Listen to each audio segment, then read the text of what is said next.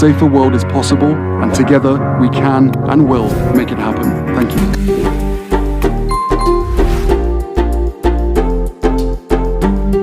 When you show up in community, you find that group that makes you feel like home, but oftentimes you also find yourself again.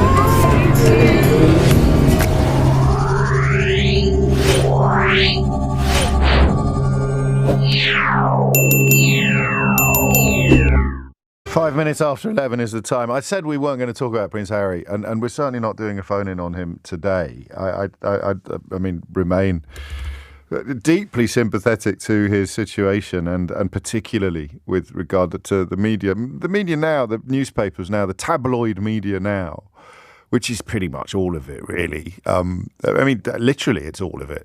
Only the Telegraph is technically a broadsheet. The Guardian is sort of somewhere in between, and I don't think anyone would include the Guardian in this description, but pretty much everybody else now desperately trying to defend themselves against the allegations that are, I mean, you know, the evidence is there. It's there in black and white. We talked yesterday about the front pages from 2013 covering the revelation that a soldier had killed enemies when on tour in Afghanistan. And fast forward 10 years after he's had the audacity to stand up to the media establishment and indeed to marry a woman of colour, an independent woman of colour, and suddenly that is a cause for epic condemnation, including by so-called military experts who, people with a little bit more time on their hands than I have written books themselves which include so-called kill counts or detail exactly how many enemy combatants were killed in an exchange or an encounter that they describe in grisly detail. Literally, some of the names. I mean, I haven't double-checked the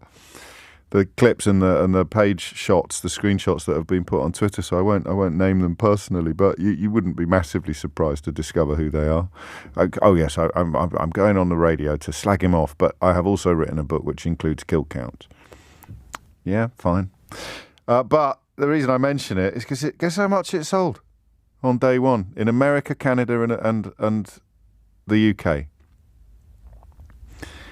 Day one, publication day.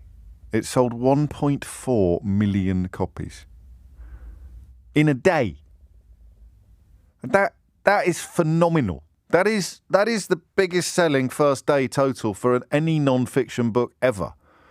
Obviously, the charts did not exist when the Bible was first published, which I appreciate. Not everyone agrees that it's non-fiction, but good God, if you pardon the pun. That is absolutely breathtaking. I've done about 250,000 on my first book, and I think into six figures on the second, and those are big numbers in publishing. They are decent numbers. That's over years. That's weeks and months and years. He's done 1.4 million in a day. I've got to go home after this and start work on a book for which I had, until this moment, felt quite excited and have received a very generous advance. He got $20 million and he sold 1.4 million copies in a single day. Why do the rest of us even bother? Unbelievable. And congratulations. Honest, that is absolutely astonishing. 1.4 million. That's just a publishing story. Oh, and by the way, that's not an opinion. That's just counting. Hello and a warm welcome to Sussexful. I'm your host, Emma, and as always, don't forget to like, comment, and subscribe to the channel for all things Sussex. Now today's video is all about something truly remarkable. Prince Harry's record-breaking success with his memoir. Can you believe it? He sold a staggering 1.4 million copies in a single day. Honestly, why do the rest of us even bother? Radio host James O'Brien captured the moment perfectly with his brilliant reaction, calling the achievement nothing short of astonishing. It's not just about sales numbers, it's about how deeply Harry's story has connected with millions of readers around the world. So far, readers say the book is emotional, heartfelt, and incredibly honest. Many have been touched by the sections about Harry's early life and his time in the army. It's heartbreaking to read about a boy who lost his mother and best friend at such a young age, growing up under constant scrutiny and feeling like the spare. Less important, simply because he was born second. He opens up about being ignored by his brother, unprotected by the palace, and relentlessly targeted by a press determined to paint him as the problem. But through it all, his voice shines with honesty, pain, and a desire for truth. And maybe that's the real reason why Harry's story resonates so deeply, because he's real. There's no polished royal script, no fake perfection, just a man telling his truth and standing by it. Royal Revelations: Prince Harry's Literary Triumph. Prince Harry's memoir, Spare absolutely demolished publishing records, selling an eye-watering 1.4 million copies in just 24 hours, a feat that left the publishing world and royal watchers utterly stunned. These astronomical sales weren't just numbers, but a thunderous statement about public fascination with the Duke of Sussex's candid narrative, which laid bare the intimate, often painful details of his royal journey. Despite relentless criticism from British media and royal commentators, Harry's unfiltered storytelling clearly resonated with a global audience hungry for insider perspectives on the Windsor family dynamics. The book's commercial success seemed to validate Harry's decision to share his truth, transforming what could have been a potential PR disaster into a publishing phenomenon that challenged traditional royal communication strategies and captured unprecedented public interest. Prince Harry, a life shaped by loss and marginalization. From the moment of his birth, Prince Harry was destined to walk a path marked by profound emotional challenges. As the younger son, he experienced the acute pain of feeling perpetually secondary to his elder brother, a dynamic that cast a long shadow over his sense of self-worth and familial belonging. The devastating loss of his mother, Princess Diana, when he was just a young boy, compounded this sense of abandonment, leaving an indelible wound that would shape his understanding of love, loyalty, and personal identity. Simultaneously, Harry's closest confidant and support system seemed to crumble around him, with the royal family's institutional indifference and his brother's apparent emotional distance, creating a landscape of isolation that would fuel his eventual departure from the traditional royal narrative. The palace's systemic neglect and the relentless media scrutiny only intensified his feelings of being an outsider within his own family, setting the stage for a life defined by a struggle for recognition, authenticity, and personal healing. The Warrior Prince, Harry's military journey.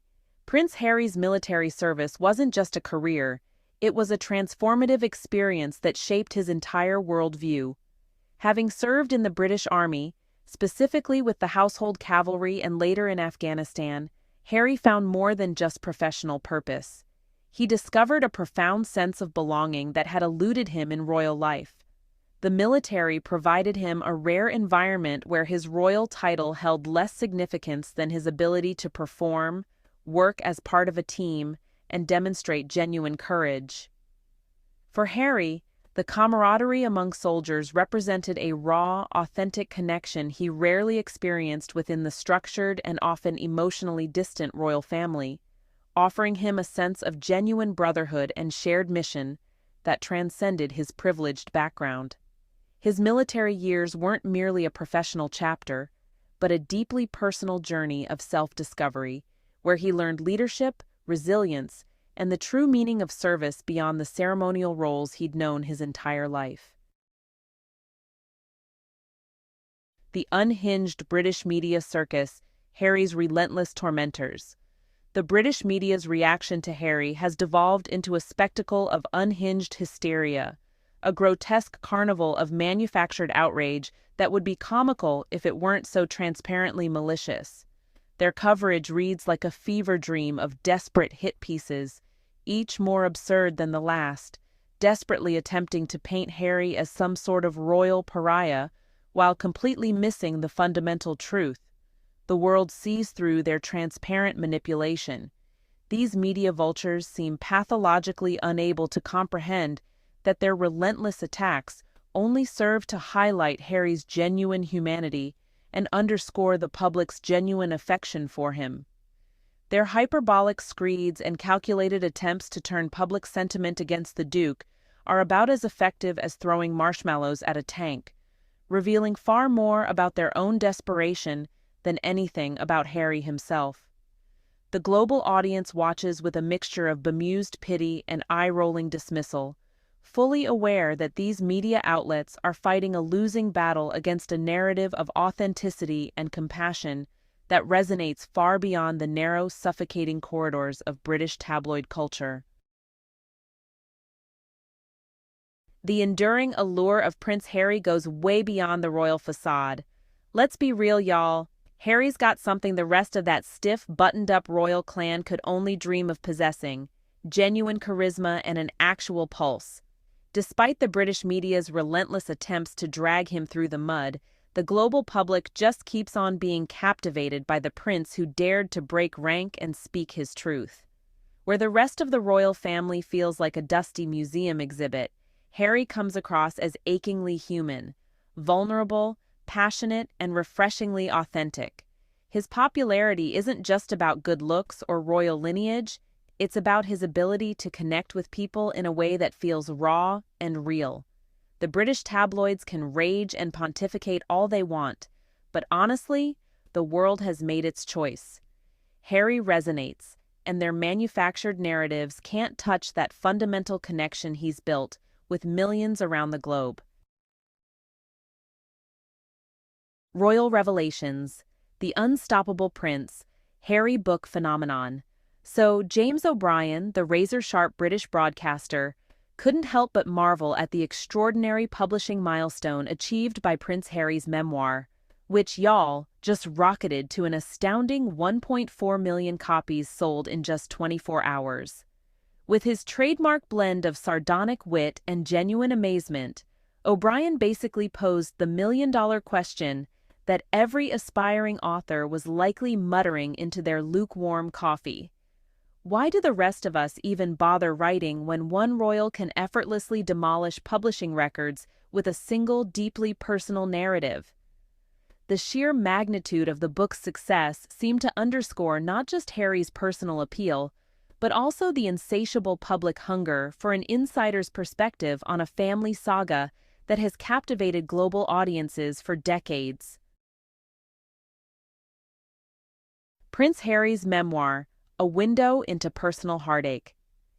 In the deeply personal pages of his memoir, Harry reveals a profound landscape of emotional vulnerability that really resonates with readers, exposing raw moments of loss and isolation that just pierce right through the royal facade. The narrative captures the heartbreaking reality of a young prince who experienced devastating personal tragedies, losing his mother, Princess Diana, at such a tender age, and then losing his closest confidants, all while trying to navigate the complex and often cold dynamics of royal family life. His experiences of feeling perpetually marginalized as the spare heir, combined with the institutional indifference he perceived from both his family and the palace machinery, create a poignant tapestry of personal struggle that transforms the memoir from a mere celebrity tell-all into a deeply human story of survival and self-discovery. The sadness permeating these pages isn't just about individual incidents, but about the cumulative weight of unresolved grief, familial disconnection, and the psychological toll of living under intense public scrutiny. The Invictus Games, a global phenomenon beyond British media myopia. The British media's chronic inability to grasp Harry's international appeal remains as predictable as it is frustrating, y'all. Their relentless, hysterical coverage just keeps exposing a fundamental misunderstanding of the Duke's global resonance, repeatedly demonstrating a narrow-minded provincialism that reduces complex human narratives to sensationalist headlines. While they obsess over manufactured controversies and petty palace intrigues, the rest of the world sees a veteran, a humanitarian, and a storyteller who has truly transcended the suffocating constraints of royal protocol to forge a genuine connection with millions. The UK tabloids seem pathologically incapable of comprehending that Harry's appeal isn't confined to their small island's gossip columns, but stretches across continents, a testament to his authenticity and the universal power of his message about mental health, veteran support, and personal resilience. The Unbreakable Prince, Harry's global appeal and media resistance. Despite the relentless barrage from British tabloids, Prince Harry's popularity remains remarkably resilient, a testament to his authentic narrative and genuine connection with people worldwide. The deranged British media's constant attempts to vilify him have spectacularly backfired, ultimately revealing more about their own desperation than any meaningful critique of Harry himself. His story, marked by personal tragedy, military service, mental health advocacy, and a determined pursuit of emotional transparency, resonates far beyond the narrow confines of royal protocol, striking chords with millions who recognize genuine human vulnerability and courage.